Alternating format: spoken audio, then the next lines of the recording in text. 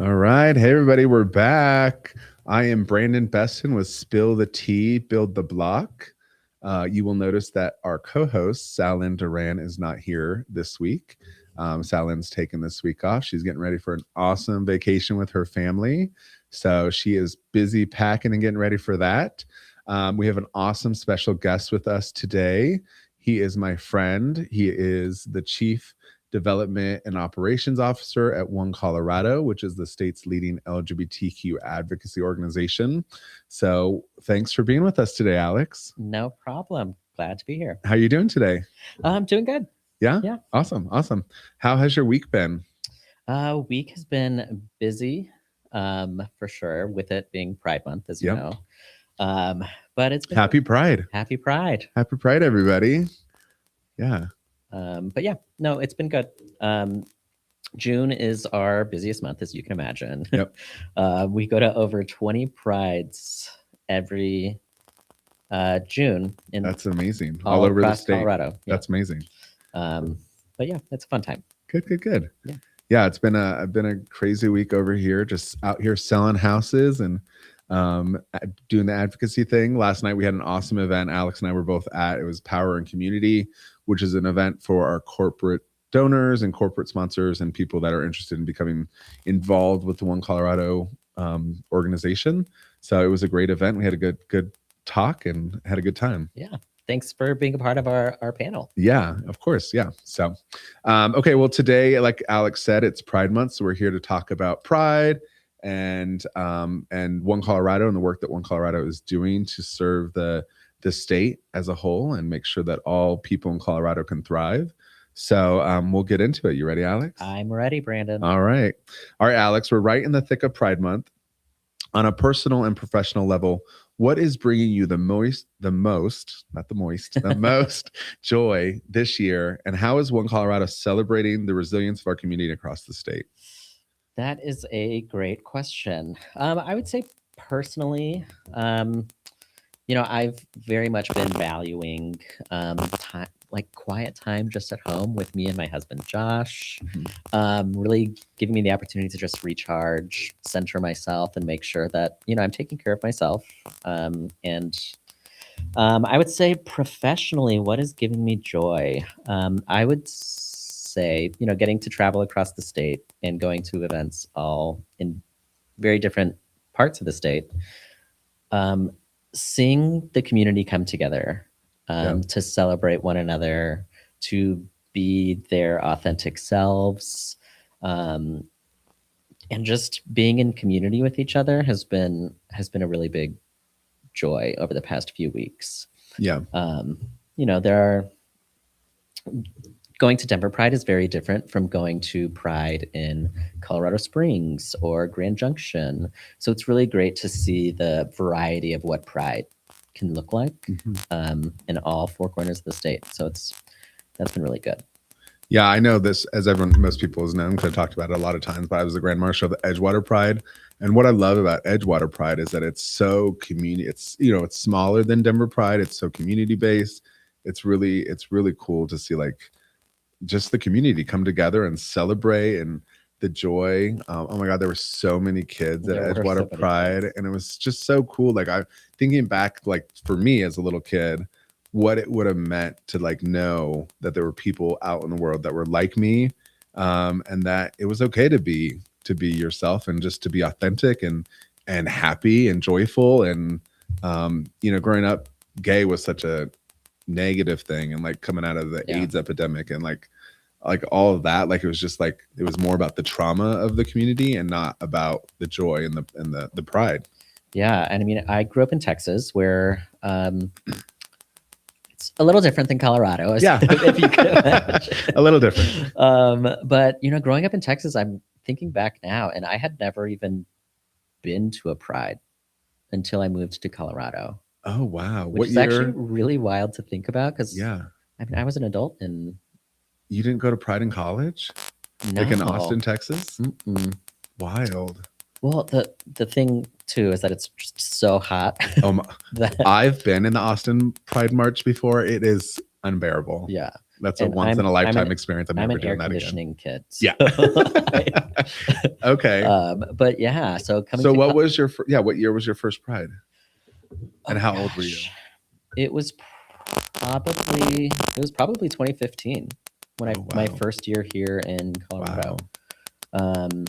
So I was, how old was I in 2015? 24. 24. Wow. Okay. Yeah. Yeah, I don't remember exactly what year was my first Pride, but I was either 16 or 17. I snuck down, I mean, I didn't sneak. I can do whatever. I had a car and a license, but I just remember going down to Denver and going to Pride and just seeing how amazing it was. Yeah. And yeah, I was like 16 or 17 years old. And we don't have to talk about what year that was. But anyways, okay. So Pride started as a protest.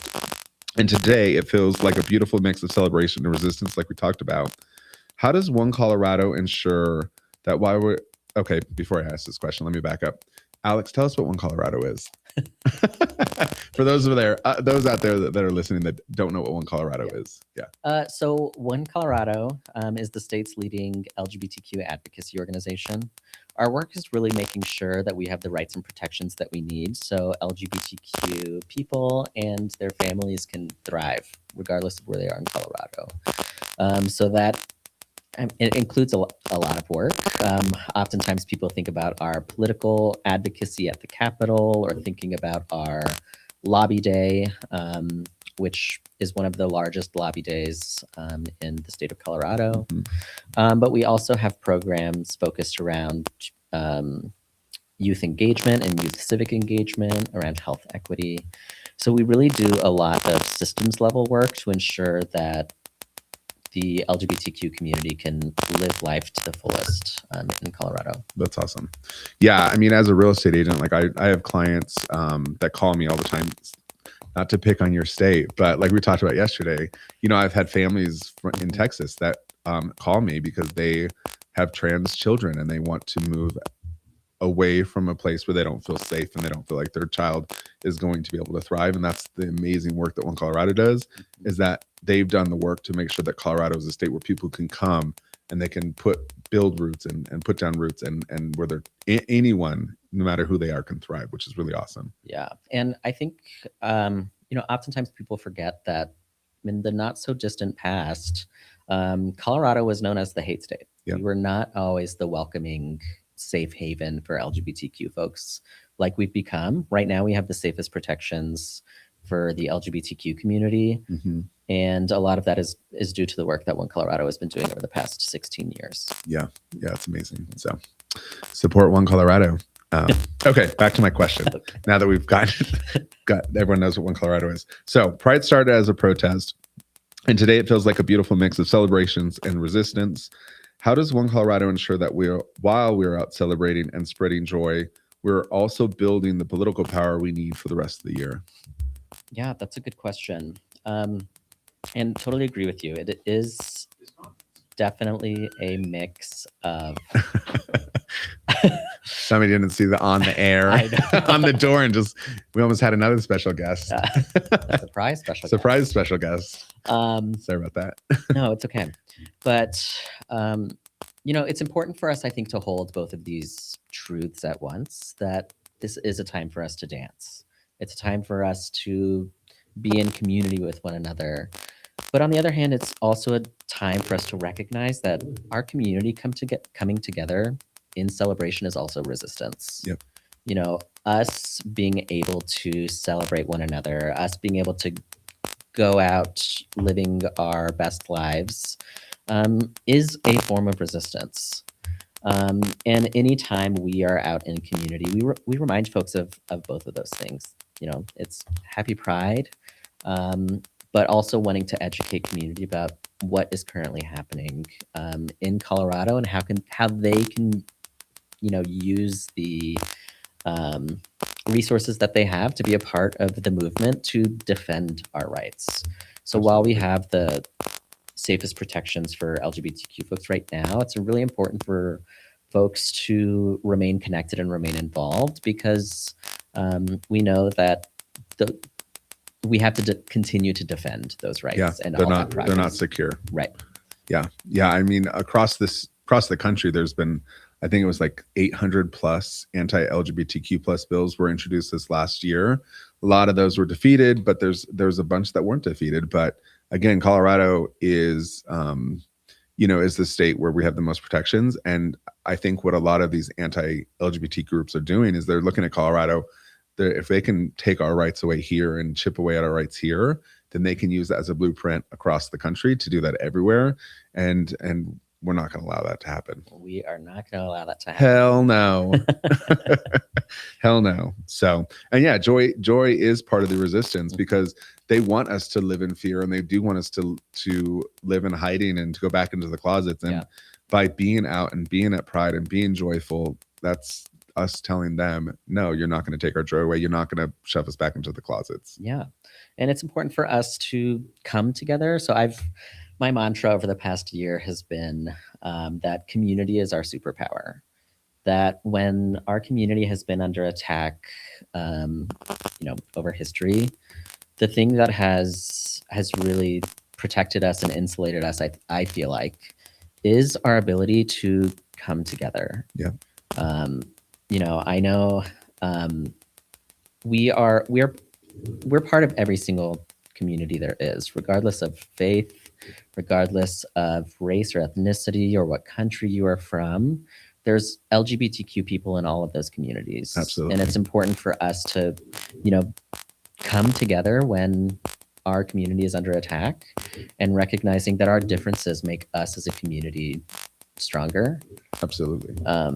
So it's always great to have these spaces, and it's always, just an inspiring reminder of the power that we have when we come together. Absolutely. And I think that's what they're scared of, is that queer people live openly, in most cases, the most authentically and the most free, without limitations on expectations or the binary or any of the limitations or the boxes that the world tries to put people in. And I think that's the beautiful thing about queer people, is that we don't live in boxes and we don't live in limitations. And I think that's what they're scared of. Yeah. So sure. Yeah, but I love that. I love that. Yeah. When we come together as a community, they can't break us down. Yeah, they can't. So we talked about this a little bit, but Colorado isn't just Denver. So how is One Colorado showing up for Pride and supporting LGBTQ plus folks in rural areas like the Western Slope and smaller communities where visibility looks a bit different? Yeah. So like I said, we go to over 20 Prides every Pride season. Mm-hmm. And so just this past weekend, I was in Colorado Springs celebrating Pikes Peak Pride, which was a really fun opportunity to see, a community different than the one that I live in come together in celebration. But we go all over the state. We were in Grand Junction. We were in Steamboat. So we really make it a point to make sure that we are present, we are visible, and there's ways for folks to get engaged in the work if that's something they're interested in. Yeah. So we now have weekly virtual volunteer opportunities that happen every Wednesday. So even if you don't live anywhere near our office, there's a way to plug in, and volunteering can look a variety of different ways. But we have volunteers all over the state. So folks that want to do something, just like our lobby day. We just had 400 people in February come join us from all over the state to learn about, this is how you can tell your story. This is how you can talk to your elected officials. And it's really cool to see people say, oh, I drove the 6 hours it took to get here because this is important in this moment. Yeah. So we try and meet people where they are and make sure that their voices are part of the conversation as well. Absolutely. Yeah. I wasn't able to go to Lobby Day this year because I was out of town for a conference, but I went last year and it was probably one of the coolest experiences I've ever been to. There's this whole idea of elected officials are these magical people that live in the Capitol, that work in the Capitol, that you don't have access to, right. But they are they're just people. Right. There are representatives, and they want to know what they want to hear from us. so that they know how to fight for us and what direction and what policies to push forward. Yeah. Which is really cool. Yeah. And it's really cool getting to, see people's journey throughout the day of like, being really nervous at the beginning of just like, what's going to happen. Yeah. But then towards the end, they're just like, whoa, like this was so amazing to be a part of. And like you said, like they're not as scary as I thought it would be. Yeah. And your voice matters no matter who you are. Every voice matters. Yeah. Yeah. Yeah. So that's really cool.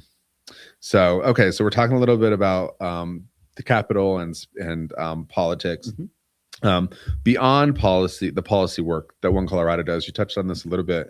But besides the work that One Colorado does at the Capitol and with elected officials, can you get a little bit tell us a little bit more about what the other work that One Colorado does throughout the year? Yeah.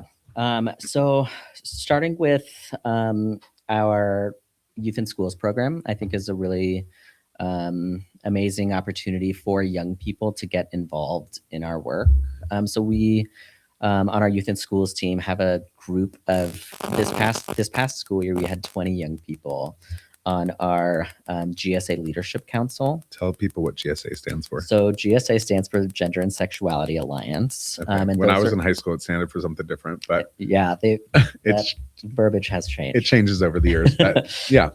But GSA clubs are very common in like middle and high schools. And there are spaces or after school clubs or before school clubs, I guess, where LGBTQ students and allies can just come together and have a safe space to connect.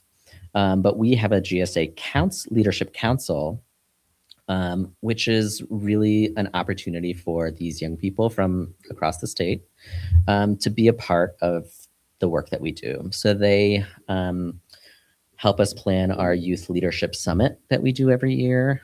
This year, it was in Salida. And that's where young people come together to learn about civic engagement, how they can use their story to make change in their community. So it's really good opportunity for young people to learn how they can be a part of the work. In addition to that, our Youth in Schools team can provide training and education to educators around how to create safe spaces for your LGBTQ students, or thinking about inclusive school policy. So we're really glad that we not only engage with people above the age of 18, but have young people, because we know that in order for this movement to sustain, we need to be empowering young people to be a part of the movement as well, and ensuring that their voices are heard and making sure that they get the skills around like what civic engagement can look like for them. In addition to our Youth in Schools program, we also have a health equity program, which is really focused on ensuring that LGBTQ Coloradans can access the healthcare that they need in a way that is affirming and in spaces that they can feel welcome to be themselves with their provider. So that includes a variety of different things, but we have a coalition of healthcare providers from across the state, not just medical providers, but mental health providers and other professionals. And that group is over 50 folks across the state. In addition, a lot of our work has been focused on access to gender affirming care, because I know you know this, but not everybody may know this, that, gender affirming care has been under attack, not just in Colorado, but nationwide. Yep. And so really working to make sure that we can advocate for continued access to gender affirming care and ensuring that Coloradans can just get the healthcare that they need. Yeah. I think it's also important for the public to know that gender affirming care doesn't mean surgery. It could, but it's not, it doesn't always mean surgery. So, there's all these myths that people are being mutilated, and that's one, it's nobody's business what people decide to do with their healthcare. But two, it's also mental health. There's all sorts of gender affirming care. Yeah. So I think that's an important point that people need to know. It's a different journey for different people. Yeah. And it's personal. Yeah. And should be personal. Are decisions that should be made between a family, their trusted healthcare provider, and politics doesn't have a role in the Should not. doctor's office. Yep, absolutely. Well, let's spill the tea on that. So let's spill the tea about November. Colorado has historically been a beacon of safety and progress, thanks to the work of One Colorado for the LGBTQ plus people. But now we are facing two deeply harmful anti-trans initiatives on the ballot regarding youth in sports and healthcare. So can you break down what these measures actually aim to do and the reality of the threat that they pose? Yeah, so ballot measures 109 and 110 qualified for the ballot earlier this year. And this effort really is kind of a coordinated effort that we're seeing happening across the nation. So there are other states that are facing very similar ballot fights. Colorado is one of the easiest places to get something on the ballot. And like you said before, making progress, if our opposition can make progress in Colorado, that becomes a blueprint for efforts across the country. Absolutely. But like you said, one would be a ban on trans young people participating in sports from kindergarten through college age. Unacceptable. And the other one would restrict gender affirming care access for youth. And the real implications are that young people just want to be able to live their lives, be in community with their friends. I mean, when I was in high school, I ran cross country, even though I did not like running. Interesting. The reason why I did Interesting choice for 4 years was because that's how I built my community. Yeah. Is I wanted to be a part of something. I wanted to be able to hang out with my friends. And I wanted to feel a part of a team. Yeah. And, I think all young people should have the right to do that. And I think, this sports ban essentially takes that right away from young people to be a full member of their school community. And when it comes to gender affirming care, before you move on to the gender affirming care, I think the sports ban I think it's really dangerous because who decides? I think, and I don't know, who decides who gets to play and who doesn't get to play? Are we going to start inspecting little kids? That just sounds dangerous. It sounds I don't have kids and I don't plan on having kids, but I would not want somebody at a school inspecting my children to find out who they are. Or it's none of their business. If my child tells you this is what they are, if I tell you this is what my child is, that's what my child is. I know at the press conference he was a vet, and he is taller, and he has a cisgender child that is a taller girl, and there's a real fear that people may think that she's transgender because of how she, somebody thinks she's too tall or maybe her shoulders are too wide, whatever the case is. Yeah. It's just disgusting and unacceptable. Yeah. And it's dangerous. Definitely dangerous. And I think something that's important for folks to think about, like you're already talking about, is that this puts teachers and coaches in this really strange enforcement role. Because like you said, that runs the risk of anybody saying I think this person's too strong, or this person is too tall. So then who does this make the inspector in this case? Right. How will we be enforcing this in a way that isn't uncomfortable? And it's embarrassing for those young people. Well, it's nobody's business. And it's nobody's business. Yeah, absolutely. Okay, sorry. Moving on to the second initiative. Yeah, so the second initiative would restrict access to gender affirming care for young people. And, I think the big thing for folks to recognize is that this would be politicians making healthcare decisions for families. And that's not what aligns with most people's values. That, my healthcare is up to me. And the healthcare of my family should be a conversation between our family and our trusted healthcare provider. Exactly. I don't necessarily want a politician sitting in the doctor's office with me. Yeah. And really weird. This would be doing that. It's having decisions taken out of your hands, and I think that's not what aligns with Colorado values. Yeah. And healthcare should be based on science and professional medical providers, and what your decisions are yourself personally for you and your family, not politicians that may have no idea or not medically trained or don't Exactly. it's just none of their business. Yeah. Yeah. Completely agree. Yeah. So I know that the language that these anti-LGBTQ advocates are using, that they're protecting kids, and we've heard that language across the country. How is One Colorado changing the narrative locally to show voters that these initiatives don't protect anyone, but instead isolate and harm trans youth? Yeah, I mean, honestly, I think one of the biggest things that helps shift that kind of public perception and the narrative across the state is people having really just honest conversations about, these efforts do not align with the values that we as Coloradans hold true. So freedom, our ability to make decisions without political interference, valuing family choice and really thinking about what's best for our families. And what's really important too is helping people understand the stories of folks that this impacts. It doesn't just impact,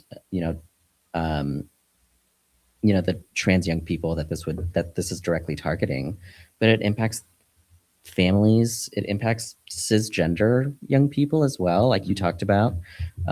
With this puts everybody at risk of needing to face some sort of body inspection. Okay. But telling the stories of what our community means, the experiences of LGBTQ folks, trans community Coloradans, those stories help change hearts and minds. And, I think anybody that is concerned about these, or anybody that, wants to support trans Coloradans, it could be as simple as just having a conversation with your neighbor or with your family member and helping them understand that, this isn't what Colorado's about. Right. And these young people and these families deserve to have a state that supports them. Yeah, a state where everyone can thrive. Yeah. That's the work of One Colorado, is that everyone can thrive here. And what I think is important to me is that all these families that I've helped move into Colorado that are coming here for a refuge from other places where they didn't feel safe, I don't want them to feel like now they have to get up and move. This was a place where they were supposed to come and be able to, their children and them as people were able to thrive. And so I think that's really important. So I know One Colorado is working hard alongside a coalition of partners, and Families Not Politics, which is the campaign that's fighting these anti-trans ballot initiatives. What does it take to build a winning coalition in Colorado, and how are you bringing non-LGBTQ plus allies like healthcare providers, educators, and parents into this specific fight? Yeah, that's a really great question, Brandon. And, when we think about the attacks on trans communities across the nation, it's really important for us to recognize that any sort of oppression is intertwined with the oppression of others. Mm-hmm. I am a gay man. I'm Latino. And the racial oppression that I experience and the sexual orientation oppression that I experience, those are intertwined. And, we've been really lucky to have really strong community partnerships across the state of Colorado, like the Interfaith Alliance and Cobalt and Planned Parenthood of the Rocky Mountains. Really working closely with organizations in the immigrants' rights movement, really recognizing that the attacks on one of our communities is an attack on all of us. Taking away healthcare access impacts everybody. Yep. And deciding who can be a member of society to all the extent is an attack on all of us. And so it's really important for us to welcome people into our movement, really recognizing that, in like that we're all on this journey of understanding, how we can be a part of it. And for some people, it might be, I'm ready to knock on doors right this moment. For other people, it might be like you know what, I just want to educate myself and learn more about how I can show up in spaces in a way that's inclusive of other people. For other people, it might be like I'm ready to be in an advertisement right this moment and want to be the face of allyship. Yeah. But it's important for us to welcome folks regardless of what stage they're at, and help them be part of the efforts to ensure trans Coloradans can thrive. Right. So that's why we're really working to create a lot of volunteer opportunities over the next few months leading up through November. Yep. So like I said, we will have weekly virtual options for folks to join on Wednesday evenings. We also have in-person opportunities to get involved. So it's going to take a lot of work. Yeah. We need to reach about 1.5 million voters in Colorado between now and November. So that takes a lot of people power. Yeah. And resources. Our staff is only 13 people. So we're really building up our volunteer infrastructure so others can get involved and be a part of it. Building the community, protecting our community. Yeah. But like you said, it also takes resources. So if folks can't give time, making a donation of whatever size is really helpful, because it takes about $7 to reach one voter. Okay. If somebody wanted to donate, where do they go? Yeah. So, I mean, the easiest place to donate is just the One Colorado website, which is one-colorado.org. And we'll put all these links in the comment section after we get off here today. But yeah, going to one-colorado.org/donate. There's a donate button in the top right corner. But that's the easiest way to donate. But if they wanted to volunteer, they can find this same link there on the website. Yep, our volunteer link is on our website as well. Following our socials at One Colorado is also a great way to get stay informed. That's awesome. They also there's we have another week and a half of Pride Month left, or maybe about a week, maybe 11 days, 11 days or something. 12 days. Today's the 19th. Today's the 18th. So we have some days left for Pride, but if you're out at any of the prides across Colorado, or if you're at the Juneteenth festival this Saturday, stop by the One Colorado booth, and you can get information there. You can sign up. You can sign the pledge to defend trans rights. So there's different ways to find us and to get involved. Yeah, and we will be. We are one of the grand marshals for Denver Pride. That is very exciting. So we will have a giant group of folks with us marching in the parade. That's awesome. And of course, we'll be at the festival on the Sunday of Denver Pride weekend. Sunday, June 28th. Yep. Awesome. Okay. Well, you answered a number of my other questions, so we're going to skip over that, which is fine. But if there's one piece of tea or ultimate truth that you want every voter in Colorado to remember when they look at their ballot this November, what is it? Well, I can't tell you directly how to vote. I can. Vote no. But, again, coming from Texas, we are not given a blue book where you get to learn about what? No, you're left to your own devices. Oh my!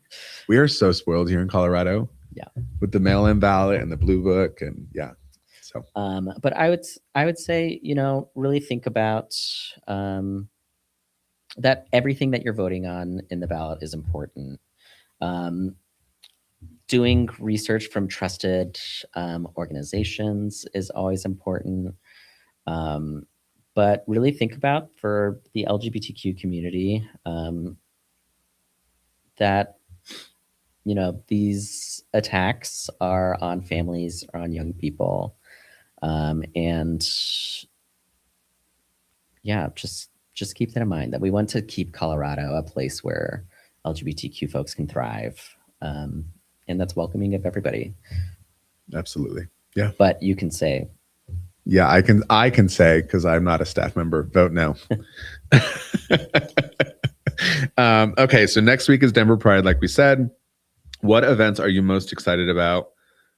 And then tell us about this pink party. I did wear pink on purpose today, but tell us about Pink Party and why everyone should get their tickets today. Yeah, so One Colorado has been throwing the best kickoff to Denver Pride weekend for years. This is actually the 20th Pink Party. What? It's the 20th anniversary? It has morphed over time, of course.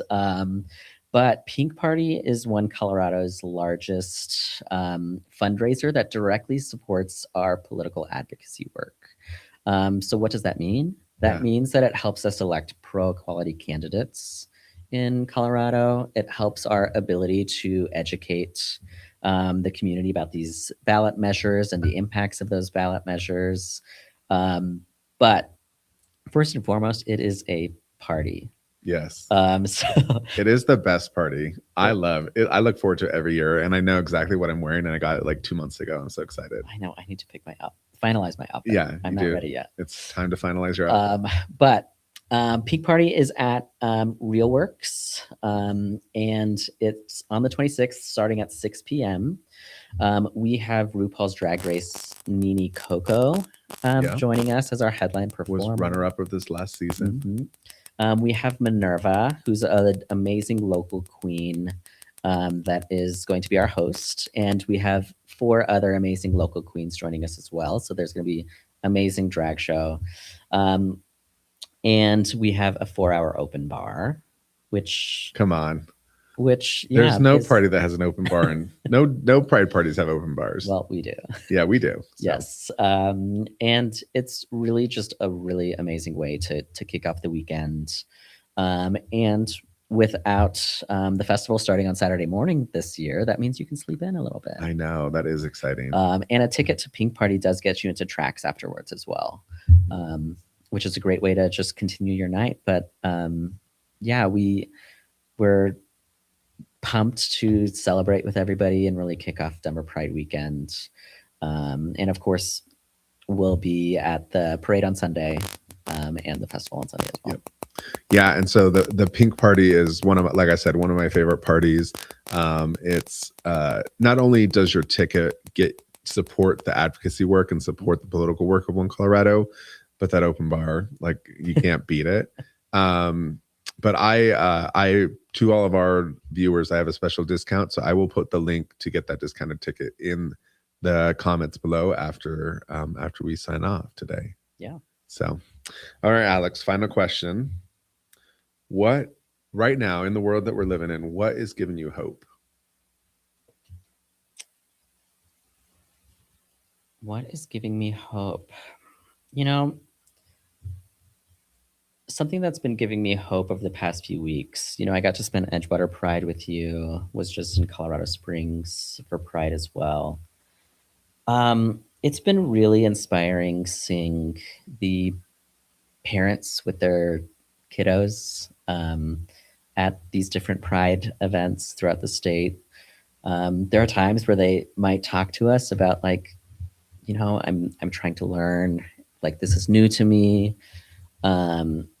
And they don't know what to do, but the fact that they are just there trying to learn, to grow, and supporting the young people in their lives just as who they are has been really inspiring. I always love seeing the proud parents and the kids just getting to live out their wildest dreams with rainbow face paint. Can you imagine? And so that's always really, really, really inspiring around this time of year. Yeah.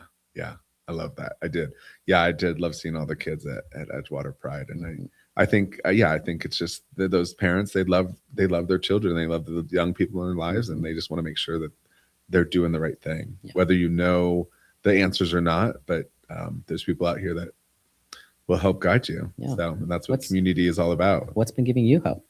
Yeah, I think I'm going to give the same answer I gave yesterday, is that in the world that we're living in, all of our trans, non-binary, gender expansive siblings in the queer community that are out here living authentically, openly, beautifully, fearlessly in the world that we're currently living, when they're under so many attacks from all sides, or all over the place, is just, it gives me hope, and it reminds me that we got this. If we stick together, if we stick in community, we can overcome anything. Yeah, because community is our superpower. It is. Yeah. So, all right, Alex. Well, that's all my questions for today. Thank you all for tuning into our Pride episode. I know it wasn't really focused just on real estate, but I think just to like tie it back into real estate, the reason that I think this conversation was so important is that Colorado is a place that people want to come, people want to move, people want to purchase or sell homes, because it's such an amazing state, and we want to make sure that we keep our state a place where everybody can come, everyone's welcome, and everyone can thrive. And so that's why the work of One Colorado and so many other organizations that are doing so much other work to make sure that Colorado is the beautiful place that it is. Why I think that was an important conversation for us to have today. So again, thank you to Alex from One Colorado for being here. Alexander Limas from One Colorado for being here. Reminder that we will put the form if you have any questions, if you are interested in learning about purchasing your first home or selling a property, or you want more information about One Colorado, fill out our Google form. If you have a question that you want us to answer in another episode moving forward as we move through the summer, drop those questions in there as well. Again, we'll put the links to everything we talked about today in the comments below, so that you can get your tickets for pink parties, so you can learn, you can go and sign up to volunteer or to donate to the work of One Colorado. Make sure you like, subscribe, and follow myself, the Beston Homes team, on YouTube, Instagram, and Facebook, and then SalLynn Colorado, who is my co-host, on SalLynn Colorado on all platforms. And then also follow One Colorado on Instagram, One Colorado on all socials. Yep. So anyways, all right. Well, happy Pride, everybody. Thank you so much for being here today, Alex. And we will see you next week, or not next week. We're off next week. Reminder for the summer, we're every other week. So SalLynn and I will be back the first week of July. And in July, we'll be talking about new home construction. So we'll see you then.